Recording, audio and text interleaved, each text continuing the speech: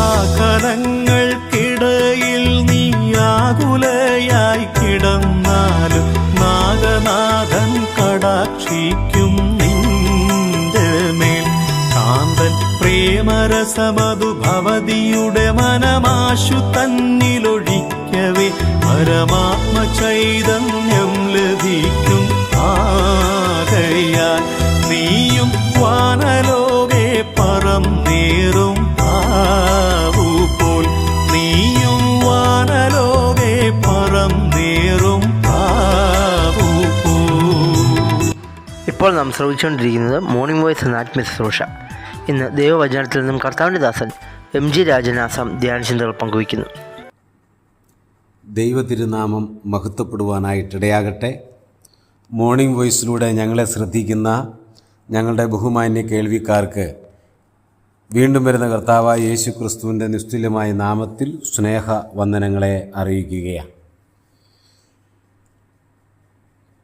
ശമൂവേൽ പ്രവാചകൻ്റെ 1-ാം പുസ്തകം 13-ാം അധ്യായം അതിൻ്റെ 14-ാമത്തെ വാക്യം വായിക്കാനായിട്ട് ആഗ്രഹിക്കുകയാണ്. ശമൂവേൽ പ്രവാചകൻ്റെ 1-ാം പുസ്തകം 13-ാം അധ്യായം 14-ാമത്തെ വാക്യം. അവിടെ ഇങ്ങനെ രേഖപ്പെടുത്തിയിരിക്കുന്നു: നിന്റെ രാജ്യത്വം നിലനിൽക്കുകയില്ല. യഹോവ നിന്നോട് കൽപ്പിച്ചതിനെ നീ പ്രമാണിക്കായ്ക കൊണ്ട് തനിക്ക് ബോധിച്ച ഒരു പുരുഷനെ യഹോവ അന്വേഷിച്ചിട്ടുണ്ട്. അവനെ യഹോവ തൻ്റെ ജനത്തിന് പ്രഭുവായി നിയമിച്ചിരിക്കുന്നു. തനിക്ക് ബോധിച്ച ഒരു പുരുഷനെ യഹോവ അന്വേഷിച്ചിട്ടുണ്ട്. ദാവീദിനെ കുറിച്ച് ദൈവദാസൻ പറയുന്ന വാക്കാണ് ഇത്. ആരോടാണ് ഇത് സംസാരിക്കുന്നതെന്ന് നമുക്കെല്ലാവർക്കും അറിയാം. ഇസ്രായേലിൻ്റെ 1-ാമത്തെ രാജാവായ ശൗലിനോടാണ് സംസാരിക്കുന്നത്. ശൗലിനെക്കുറിച്ച് നാം മനസ്സിലാക്കുമ്പോൾ ഈ ശമൂവേൽ പ്രവാചകൻ്റെ 1-ാം പുസ്തകം 9-ാം അധ്യായത്തിൻ്റെ 1-ാം വാക്യം മുതൽ അവിടെ രേഖപ്പെടുത്തിയിരിക്കുന്നത്, ബെന്യാമിൻ ഗോത്രത്തിൽ കീശ് എന്നു പേരുള്ളൊരു ധനികൻ ഉണ്ടായിരുന്നു. അപ്പോൾ ശൗൽ ഒരു ധനികൻ്റെ മകനാണ്. അവിടെ വായിക്കുന്നത്, ശൗൽ എന്നു പേരോടെ യൗവനവും കോമളത്വവുമുള്ള ഒരു മകൻ ഉണ്ടായിരുന്നു എന്നാണ്. ഇസ്രായേൽ മക്കളിൽ അവനേക്കാൾ കോമളനായ പുരുഷനില്ലായിരുന്നു. അവൻ എല്ലാവരേക്കാളും തോൾ മുതൽ പൊക്കമേറിയവൻ ആയിരുന്നു. അപ്പോൾ ശൗലിൽ ഒത്തിരി ഗുണങ്ങളുണ്ട്. പറയുവാനായിട്ട് പല കാര്യങ്ങൾ ശൗലിൻ്റെ ജീവിതത്തിലുണ്ട്. അങ്ങനെ ഒരാളെയാണ് ജനം ആഗ്രഹിച്ച ഹിതപ്രകാരം, ജനത്തിൻ്റെ ഇഷ്ടപ്രകാരം ഇസ്രായേലിന് ദൈവം ആദ്യത്തെ രാജാവായിട്ട് അവർക്ക് നൽകിയത്. ഒന്ന്, ബെന്യാമിൻ ഗോത്രത്തിലുള്ള ഒരാളാണ്. അദ്ദേഹം മഹാധനികനായ ഒരു മനുഷ്യനാണ്. പിന്നെ യൗവനക്കാരനാണ്, കോമളത്വമുള്ളവനാണ്. അവിടെ വായിക്കുന്ന അവനേക്കാൾ കോമളനായ പുരുഷന്മാർ അല്ലെങ്കിൽ പുരുഷൻ അന്ന് ഇസ്രായേലിൽ ഇല്ലായിരുന്നു.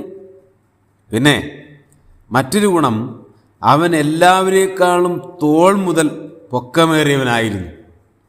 അപ്പോൾ ജനത്തിൻ്റെ ഇടയിൽ ശൗൽ നിന്നാൽ സകല മനുഷ്യരും അവനെ കാണും. കാരണം അവൻ എല്ലാവരേക്കാളും പൊക്കമുള്ളവനായിരുന്നു. കാണാൻ സുന്ദരൻ, കോമളത്വമുള്ള ഒരു യൗവനക്കാരൻ. അങ്ങനെ ഒരാളെയാണ് ഇസ്രായേലിന് രാജാവായിട്ട് ആദ്യം ദൈവം തിരഞ്ഞെടുക്കുന്നത്. എന്നാൽ ഈ ശൗലിൻ്റെ ജീവിതത്തെക്കുറിച്ച് പഠിക്കുമ്പോൾ ശൗൽ തൻ്റെ ജീവിതത്തിൽ ദൈവത്തിൻ്റെ ഹിതത്തിന് വിധേയപ്പെടുകയോ ദൈവത്തെ അനുസരിക്കുകയോ ദൈവത്തിന് വേണ്ടി കാത്തിരിക്കുകയോ ദൈവത്തിൻ്റെ കൽപ്പനകൾ, ദൈവം നൽകിയ പ്രമാണങ്ങൾ അനുസരിക്കുകയോ ചെയ്യാതെ വന്നത് മുഖാന്തരം ദൈവം അദ്ദേഹത്തെ ആ രാജസ്ഥാനത്ത് നിന്ന് നീക്കിക്കളയുകയാണ്. അപ്പോൾ അതിൽ തെറ്റുകാരൻ ദൈവമല്ല, ഇസ്രായേലിലെ മറ്റു മനുഷ്യരല്ല, അവിടുത്തെ പ്രവാചകനല്ല, പിന്നെ ശൗൽ തന്നെയാണ് തെറ്റുകാരൻ. അപ്പോൾ ദൈവത്തിൻ്റെ കൽപ്പന പ്രമാണിക്കാതെ വന്ന, ദൈവം പറഞ്ഞത് ചെയ്യാതെ വന്ന ഈ ശൗലിനോടുള്ള ബന്ധത്തിൽ 13-ാം അധ്യായത്തിൽ ദൈവം പറയുന്നു, ദൈവം നിന്നെ നീക്കിക്കളയും. പ്രവാചകൻ പറയുകയാണ്, ദൈവം നിന്നെ നീക്കിയിരിക്കുന്നു. പിന്നെയോ തനിക്ക് ബോധിച്ച ഒരു പുരുഷനെ ദൈവം അന്വേഷിച്ചിട്ടുണ്ട്. ബോധിച്ച ഒരു പുരുഷൻ. 15-ാം അധ്യായം അതിൻ്റെ 28-ാമത്തെ വാക്യത്തിൽ അവിടെ ഇങ്ങനെയാണ് രേഖപ്പെടുത്തിയിരിക്കുന്നത്, ഉത്തമനായ നിന്റെ കൂട്ടുകാരൻ എന്ന് പറഞ്ഞാൽ ഉത്തമനായ ഒരു പുരുഷൻ. അപ്പോൾ ഇതാരെക്കുറിച്ചാണ് പറയുന്നത്? ദൈവത്തിന് ബോധിച്ച പുരുഷൻ, ഉത്തമനായവൻ. അവൻ ആരാ? അത് ദാവീദാണ്. ദാവീദിനെ കുറിച്ച് ദൈവത്തിൻ്റെ ദാസൻ, ദൈവീക പ്രമാണം അനുസരിക്കുന്ന ഈ ദാവീദിനെ കുറിച്ച് പറയുന്നത് ഇങ്ങനെയാണ്, ദൈവത്തിന് ബോധിച്ച പുരുഷൻ, ഉത്തമനായ പുരുഷൻ. നോക്കണേ, ഒരു മനുഷ്യനെക്കുറിച്ചുള്ള ദൈവത്തിൻ്റെ വാക്കുകളാണ്. ഉത്തമനായ ഒരു പുരുഷനാണ്. ആരാ? ദാവീദ്. പിന്നെ ദൈവത്തിന് ബോധിച്ച ഒരു പുരുഷനാണ് ദാവീദ് എന്ന് പറഞ്ഞാൽ ദൈവത്തിന് ഇഷ്ടപ്പെട്ട ഒരു പുരുഷൻ. നമുക്കറിയാം, പ്രവാചകൻ ദൈവത്തിൻ്റെ കൽപ്പന പ്രമാണിക്കേണ്ടതിനായിട്ട് ഷായുടെ വീട്ടിലേക്ക് പോകുമ്പോൾ തൻ്റെ മൂത്ത മക്കളെയെല്ലാം ദൈവത്തിൻ്റെ ദാസൻ്റെ മുമ്പാകെ ആ പിതാവ് ഇവനാണോ എന്ന് ചോദിച്ചുകൊണ്ട് കാണിക്കുന്നുണ്ട്. അപ്പോൾ ദൈവം പറയും, ഇവനെ ഞാൻ തിരഞ്ഞെടുത്തിട്ടില്ല. അപ്പം ഇവരെ ആരെയും തിരഞ്ഞെടുക്കാതെ ഇരിക്കുന്ന സന്ദർഭത്തിൽ ഇനി ആരെങ്കിലും ഉണ്ടോ? ഒരുവൻ, അവൻ ആടുകളുടെ കൂടെ ആണ്. അവനെ വിളിച്ചു വരുത്തുവിൻ. അവനെ വിളിച്ചു വരുത്തി. അപ്പോൾ ദൈവം പറയുന്നു, ഈ ബാലനെ അഭിഷേകം ചെയ്യണം. ആ വ്യക്തിയെക്കുറിച്ചാണ് ഇവിടെ രേഖപ്പെടുത്തിയിരിക്കുന്നത്, ദൈവത്തിന് ബോധിച്ച പുരുഷൻ. ദൈവം പറയുന്നു, അവൻ ഉത്തമനായവനാണ്. ദൈവത്തിന് ഇഷ്ടപ്പെട്ട, ദൈവത്തിന് താല്പര്യം തോന്നിയ, ദൈവത്തിന് ബോധിച്ച എന്ന് പറഞ്ഞാൽ ദൈവം ഇഷ്ടത്തോടെ താല്പര്യത്തോടെ തിരഞ്ഞെടുത്ത ഒരുവൻ, അതാണ് ദാവീദ്. പ്രിയമുള്ളവരെ, ഒരു മനുഷ്യനെക്കുറിച്ചുള്ള ദൈവത്തിൻ്റെ കമൻ്റാണത്. ഒരു വ്യക്തിയെക്കുറിച്ചുള്ള ദൈവത്തിൻ്റെ അഭിപ്രായമാണത്. എന്താ? ബോധിച്ച പുരുഷൻ. ഞാൻ പുതിയ നിയമത്തിൽ മർക്കോസ് എഴുതിയ സുവിശേഷം അതിൻ്റെ 3-ാം അധ്യായത്തിലേക്ക് നിങ്ങളുടെ ശ്രദ്ധയെ തിരിക്കുകയാണ്. 13-ാമത്തെ വാക്യം, പിന്നെ അവൻ മലയിൽ കയറി തനിക്ക് ബോധിച്ചവരെ അടുക്കൽ വിളിച്ചു. എന്തിനാ ദൈവം വിളിച്ചതെന്നറിയാവോ? തന്നോട് കൂടെ നിൽക്കുവാൻ, തന്നോട് കൂടെ ഇരിപ്പാനും പ്രസംഗിക്കേണ്ടതിന് അയപ്പാനും ഭൂതങ്ങളെ പുറത്താക്കേണ്ടതിന് അധികാരവും ഉണ്ടാകുവാനും 12 നിയമിച്ചു. ബോധിച്ചവരെയാണ് ദൈവം വിളിച്ചത്. ദൈവത്തിന് ആരെ ഇഷ്ടപ്പെട്ടുവോ അവരെ ദൈവം വിളിച്ചു എന്നുള്ളതാണ്. ഇന്ന് ഈ വചനം കേൾക്കുമ്പോൾ എന്നെയും താങ്കളെയും ദൈവം വിളിച്ചതാണ്. എന്നെയും താങ്കളെയും ദൈവം സ്പെഷ്യലായിട്ട് തിരഞ്ഞെടുത്തതാണ്.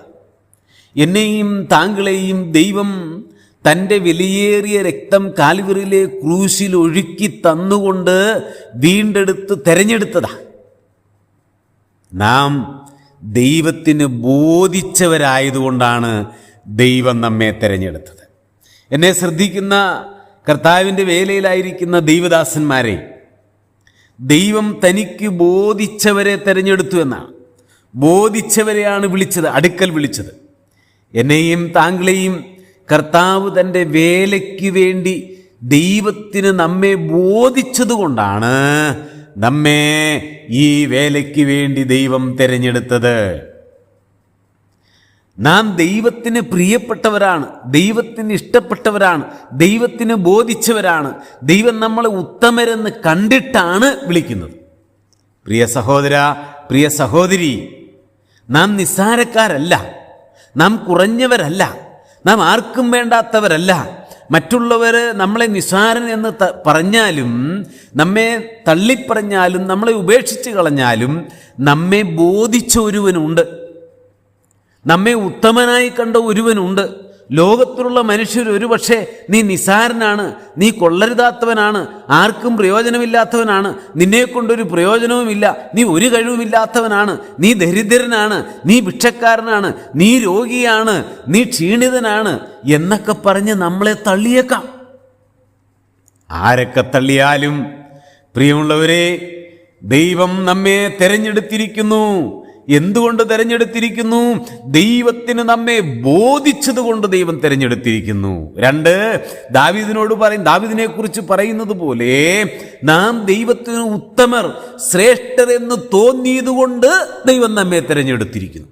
മനുഷ്യരല്ല തിരഞ്ഞെടുത്തേ, പിന്നെയോ സർവശക്തനായ ദൈവം, സ്വർഗത്തിലെ ദൈവം, ആകാശത്തിൻ്റെയും ഭൂമിയുടെയും അധികാരിയായ ദൈവം, ആ ദൈവമാണ് നമ്മളെ തിരഞ്ഞെടുത്തിരിക്കുന്നത്.